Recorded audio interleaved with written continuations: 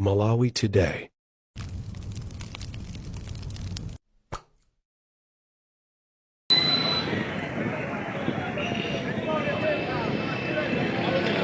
Lero monga tikudziwa kuti ndi tsiku limene kunanenedwa kuti kukhala mademo amene bungwe la SIDET komanso mophatizana ndi anthu ena lakonza lokakamiza wamkulu wa MEC kuti atule pansi udindo makamaka pa zifukwa zonena kuti akukaniza anthu kuti apange audit mu mashini a smartmatic komanso akufuna alese bungweli kuti lisagwiritse ntchito mashini wapofuna kuti zisankho apange kugwiritsa ntchito mashini amenewa.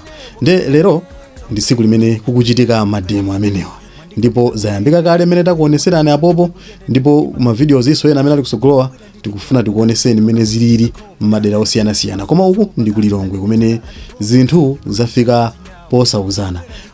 Mademo amenewa polengeza nanena kuti akhala mademo a mtendere abata kuti pasakhale kuononga kwina kulikonse, pasikukhala kuponyerana tiye gasi kwina kulikonse, koma zinthu zasintha pamene anthu ayamba kuvungirana matiye gasi a polisi kuwavungira anthu ndithu. Tateni tione mmene zilili kumene kukulilongwe. Ife tili pano kukupasirani china chilichonse, takhalani pomwepo.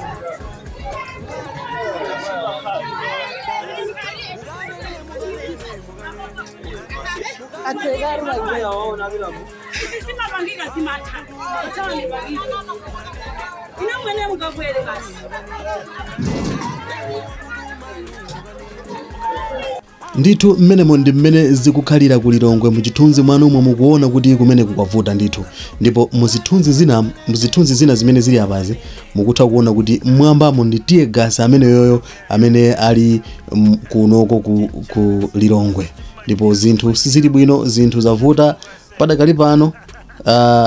Apolisi adakaponya betiye gasi kubalalisa wina aliyense amene ali mu mzinda umenewu kuti apange zionesero zimenezi. Koma kodi zimenezi zithe bwanji? Inuyo chomwe mungachite ndichoti mukhale pompa ndipo kupanga subscribe kuti izi zisakuponyeni. Ife tili pano kukupasirani china chilichonse mwatsatane. Tapangani subscribe komanso mupange share, comment osayiwalanso kuwadziwisa anzanu kuti kunja kuno kwavuta. Amene muli m'boma la Lilongwe nkhani ndimene mtawuni simuli bwino, anthu akuthawa komanso malonda asokonekera mmene tikukamba pano. Tiye tikhale limodzi mu zosatirazi.